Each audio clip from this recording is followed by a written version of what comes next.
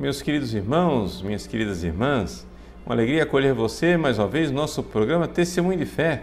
Nós iniciamos agora a nossa reflexão semanal a respeito da Palavra de Deus que a Igreja proclama em cada domingo. Aqui quem fala é o Padre Paulo Ricardo e convido você a estar conosco nos próximos minutos para refletirmos a respeito do Evangelho deste 30º domingo do tempo comum. Nesse domingo nós iremos meditar a respeito da parábola do publicano e do fariseu. É uma parábola já bastante conhecida que está no Evangelho de São Lucas, no capítulo 18, versículos de 9 a 14. Mas se por acaso você não se recorda dessa parábola, vamos resumi-la brevemente. Jesus conta a parábola de dois homens que foram ao templo. Um era um fariseu que observava estritamente a lei, muito comportado, mas ele, de forma soberba, reza diante de Deus, altivo, aparentemente louvando a Deus por tudo o que ele faz e tudo o que ele é, mas no fundo, se julgando melhor do que os outros. Porque na verdade, ao invés de louvar a Deus, ele começa a detratar as outras pessoas, os ladrões, desonestos, adúlteros e o publicano que está lá no fundo do templo. Enquanto isso, o publicano, no fundo do templo, com os olhos baixos, estava lá batendo no peito, pedindo a Deus misericórdia. E Jesus conclui a parábola dizendo que o publicano voltou para casa justificado e o fariseu não. Por quê? Porque quem se exalta será humilhado e quem se humilha será exaltado. Muito bem. Por que é que Jesus nos conta esta parábola? Bom, primeira coisa, você se recorda que na semana passada Jesus estava falando da necessidade de orar, E ao nos ensinar a rezar, Jesus ensinou a atitude humilde e perseverante da viuvinha. Agora nós temos uma outra pessoa orando, mas a atitude dele é exatamente o contrário. A atitude soberba, vaidosa, de uma pessoa que orgulhosamente se compara com os outros e se sente melhor do que os outros. E por que Jesus conta esta parábola? Porque, sobretudo, todos nós precisamos aprender que a soberba, o orgulho, está na raiz de todos os nossos pecados. E, portanto, nesta parábola aqui, todos nós, veja bem, todos nós somos este fariseu. Nós não somos o publicano. Por quê? Porque todos nós somos orgulhosos e se você acha que você não é orgulhoso, você é o mais orgulhoso de todos. Porque, infelizmente, é essa a nossa situação. A não ser que você fosse um grande santo, como Nossa Senhora, a Virgem Santíssima, que no canto do Magnificat ela pode dizer: Deus olhou para a humildade de sua serva, porque de fato ela já tinha atingido uma tal humildade que, se ela não dissesse isso, ela estaria faltando com a verdade. Como Santa Teresinha, no leito de morte, ela ousadamente diz: sim, eu acho que eu segui o caminho da humildade. Por quê? Porque é uma grande santa. No mais, nós, pobres mortais que estamos aqui no início do caminho, que estamos ainda nas moradas inferiores, no caminho dos iniciantes, nós, infelizmente, não fomos ainda purificados desta raiz de orgulho e de soberba que está no nosso coração. Bom, mas e aí? Como é que a gente vê que realmente existe essa raiz dentro de nós e por que é que Jesus nos alerta para o perigo desta raiz? Bom, primeira coisa, por que é que Jesus nos alerta do perigo da soberba? Porque é um pecado do qual é difícil nós nos convertermos. Porque é um pecado que se disfarça de virtude, Veja, não sei se dá para notar a diferença. Quando uma pessoa comete um outro tipo de pecado, por exemplo, a gula, a pessoa come demais, ela se embriaga, né? Não tem sobriedade, usa droga, ou então cai numa vida sexual devassa, adultério, sei lá, masturbação, pornografia, ou então quando a pessoa é muito avarenta, gananciosa, apegada ao dinheiro, desonesta, como o publicano aqui do nosso evangelho, esse tipo de pecado, esses pecados mais carnais, digamos assim, para usar uma expressão clássica, esses pecados, eles são mais grosseiros e, portanto, são mais evidentes, são mais vergonhosos. É fácil a pessoa se converter disso, né? Por quê? Porque ela enxerga o pecado e ela, no fundo, está se debatendo. Veja, até mesmo as pessoas que vivem no pecado, de uma forma geral, elas querem esconder o seu pecado dos outros. De uma forma geral, elas não querem assumir isso publicamente e ficam constrangidas quando o seu pecado é trazido a público, não é? Por quê? Esses pecados são pecados que facilmente a pessoa enxerga que está pecando. Basta você ver o que você está escondendo dos outros, né? Aquilo que envergonha você. Tá, mas o problema é o seguinte, é que o orgulho não é uma coisa da qual as pessoas geralmente se envergonham, porque é exatamente o contrário, ela publicamente se apresenta como virtuosa, é uma falsa virtude. E aqui está a dificuldade.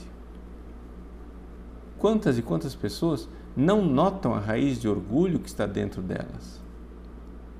São João da Cruz, no início da noite escura, ele tem um capítulo 2, dedicado a essa questão do orgulho para as pessoas que estão num caminho de santidade, etc. E ele diz assim, né? Os principiantes, que são fervorosos, muito assim, cuidadosos nas coisas espirituais, nos seus exercícios devotos, etc., etc., eles têm uma raiz de soberba, de orgulho oculta, que está lá na alma deles. Por quê? Se nota isso? Se nota porque eles têm uma vontade vã, ou seja, vaidosa, né?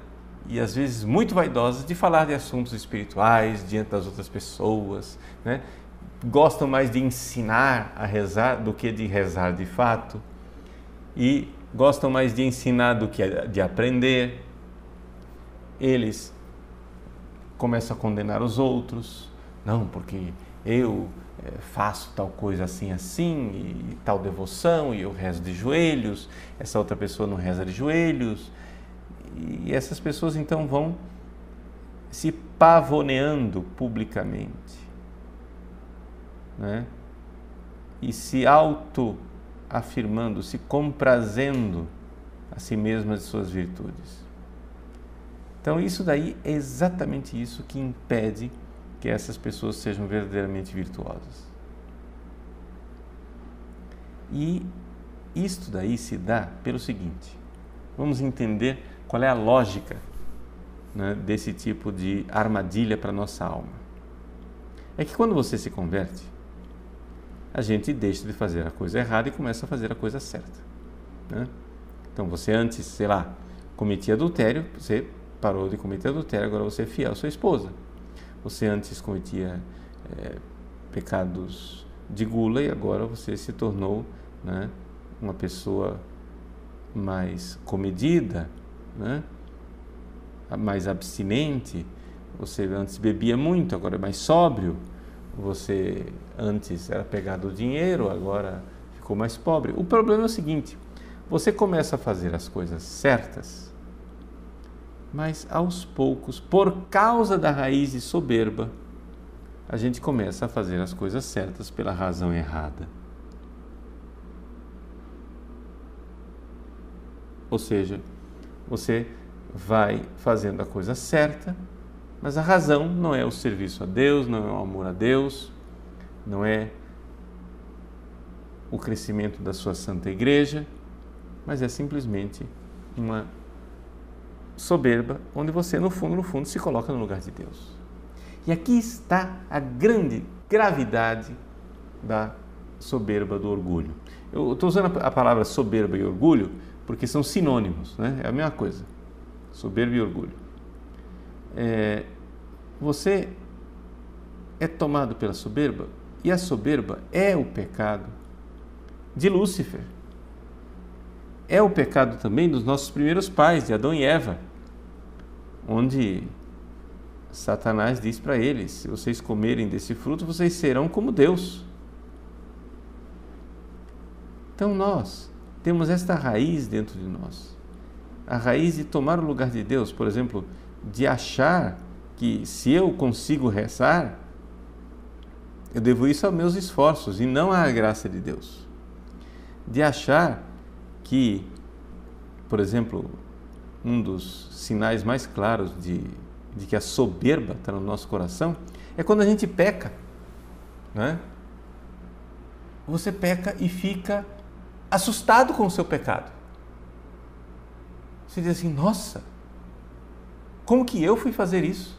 Se você se assustou que você pecou, com esse tipo de pensamento, como que eu fui fazer isso? Isso quer dizer que a soberba está sugando a sua alma. Por quê?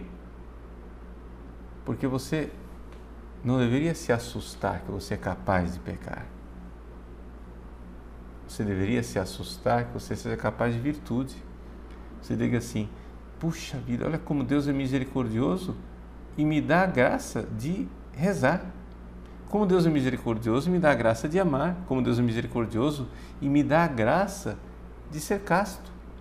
Porque eu, da minha parte, o que é que eu sou? Eu sou o pior prostituto, pecador, sem vergonha, né? Incapaz de amar.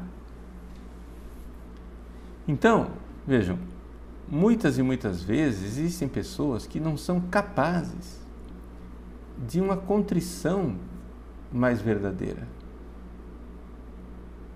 São capazes simplesmente de chorar a própria imagem ferida.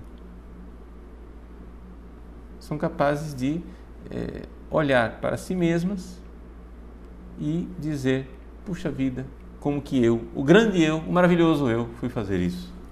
Então, até mesmo quando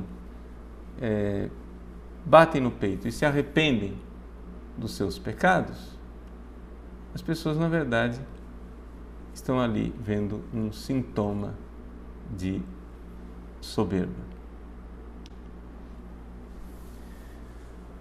Por isso nós precisamos passar por essa espécie de segunda conversão, né? Uma segunda conversão onde a gente começa não mais a fazer somente as coisas certas, mas a gente começa a fazer as coisas certas pela razão certa. Por quê? Porque a soberba é uma raiz de pecado que vai sugando a vida e o valor de todas as nossas virtudes.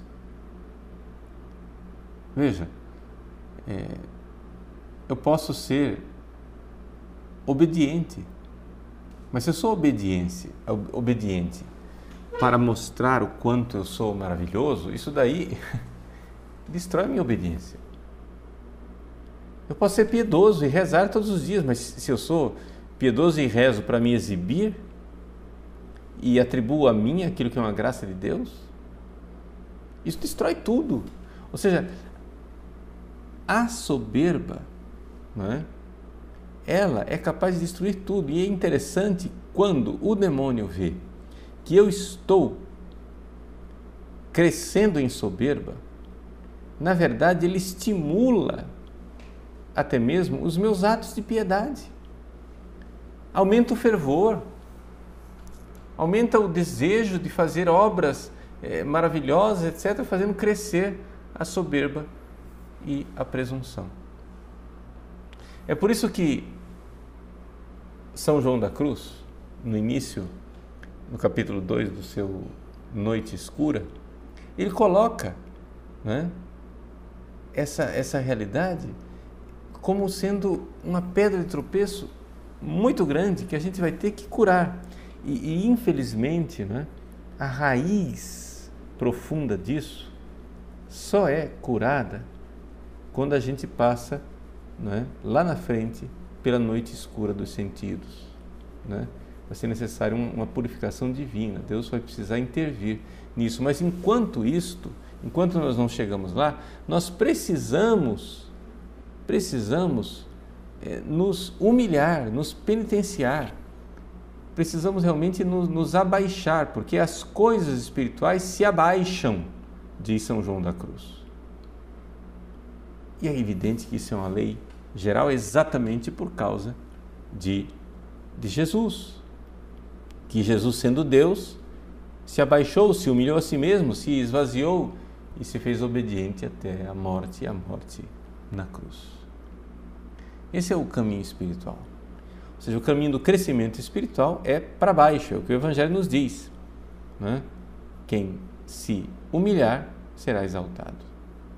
Então, o caminho do crescimento espiritual é cavando o buraco. É a gente se humilhando e se fazendo pequeno. No seu 3 idades da vida interior, o padre Frei Reginaldo Garrigou-Lagrange, dominicano, ele, quando fala da purificação da soberba dos iniciantes, ele faz notar uma coisa que a mim, pelo menos pessoalmente, me tocou muito. E eu acho que eu gostaria de partilhar isso com vocês, porque eu acho que vai fazer um bem espiritual. Ele diz assim, veja, existem algumas pessoas que são bons católicos e sendo bons católicos eles conhecem a verdade, eles sabem que estão na verdade. Por quê? Porque é isso que nós temos a partir da fé. A partir da fé, se eu tenho uma fé reta, uma fé católica reta, eu sei que eu estou no caminho da verdade. Então, quando a gente começa a estudar uma teologia correta, uma filosofia correta, sabe onde está a verdade, etc., pode acontecer, e aqui o padre Garrigou-Lagrange chama atenção, principalmente de mim, e eu quero partilhar isso com você, porque isso pode estar acontecendo com você também, que a gente, de alguma forma, carrega uma espécie de orgulho secreto por estar na verdade. Ou seja, eu sei que eu estou na verdade e ao invés de eu viver numa grande ação de graças, num grande reconhecimento da bondade de Deus que me permite estar na verdade, eu carrego uma espécie de raiz escondida de orgulho, de soberba, que olha para o outro e diz, esse daqui é herege, ou então a filosofia dele é superficial, ou então a espiritualidade dele não é tão profunda, porque não está na verdade que eu conheço.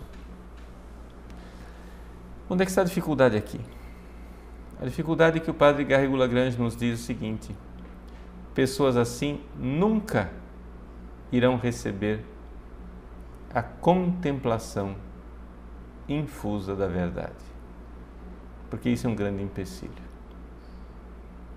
Ou seja, se você está na verdade, mas está na verdade de forma orgulhosa, você nunca irá receber a contemplação da verdade de origem sobrenatural, que Deus infunde no coração dos humildes. Por quê? Porque é evidente. Isso é uma lei básica, fundamental, que a Sagrada Escritura repete constantemente. Deus resiste aos soberbos e Deus se revela aos humildes. Então, aqui está a coisa. Pode ser que nós não sejamos, do tipo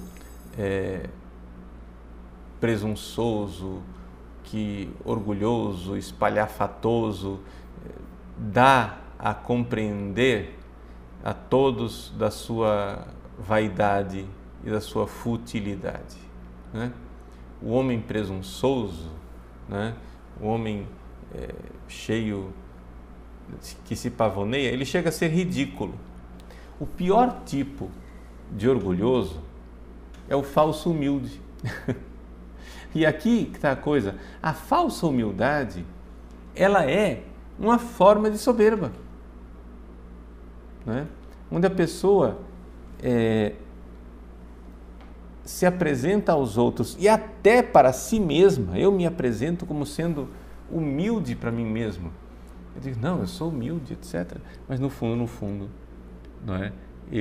O que desmascara e mostra, não é, a minha falta de humildade é que eu estou o tempo todo condenando os outros. Eu estou o tempo todo não condenando o erro, condenando o irmão, não é? Me julgando melhor do que ele. Claro que os erros precisam ser condenados. Claro que a heresia precisa ser mostrada como heresia. Mas é que existem duas formas de corrigir uma pessoa ou de ver os erros de uma pessoa, né? Uma é soberba, onde eu me coloco como juiz, e outra é uma humilde, onde eu me coloco como alguém que está sendo julgado pelo mesmo juiz que esse irmão. Isso é uma coisa importante para você espiritualmente. Se livrar do pecado do julgamento, que é o pecado que o publicano realiza aqui no Evangelho. Ou seja, é evidente que um verdadeiro católico com fé reta não vai olhar para um publicano, pecador público, e dizer, isso mesmo, meu irmão, não tem problema não é pecado, que legal, vai em frente, continue pecando, seja corrupto. Não, não vamos fazer isso. Qual é a atitude então? Para condenar o erro e ao mesmo tempo não cair nessa armadilha da soberba. É que eu preciso me colocar no banco dos réus junto com o irmão. E nós, então, junto com o irmão no banco dos réus, nós podemos dizer assim, puxa vida, se esse irmão tivesse recebido a graça que eu recebi, ele seria um santo. Ou seja, a atitude correta do fariseu aqui no Evangelho seria essa. Ele ir lá para o fundo do templo, de joelhos junto com o publicano, e dizer assim, é verdade, tudo isto que eu estou dizendo aqui na minha oração, é verdade, porque eu não sou como os outros ladrões, desonestos e adúlteros, eu jejuo 2 vezes por semana, dou o dízimo de toda a minha renda e companhia limitada. Tudo isso é verdade. Mas, se não fosse a graça de Deus, eu seria muito pior do que este publicano. E se este publicano tivesse recebido a graça que eu recebi, ele seria um santo. Eu, no entanto, recebi essa graça e não sou santo ainda porque eu sou um preguiçoso e não estou correspondendo à graça de Deus. Esse caminho de humildade, Santa Teresinha do Menino Jesus nos ensina na sua História de uma Alma, não é? Onde ela, no manuscrito C, com toda clareza, fala para a madre quais são os, digamos assim, os artifícios, né, interiores que ela usa para se livrar da soberba que julga as irmãs. Então, é importante nós, então, nos colocarmos debaixo desse olhar de misericórdia do Deus que nos julga, mas nunca julgar o irmão sem estar sendo julgados juntos.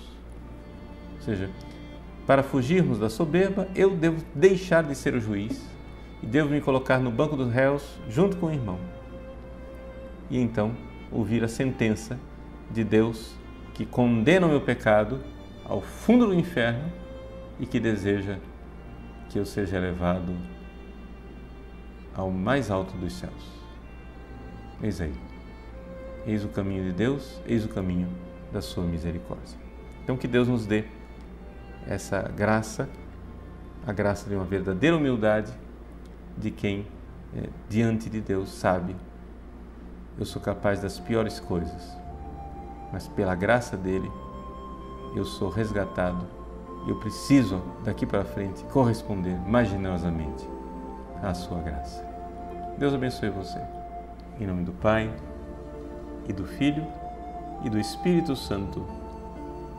Amém.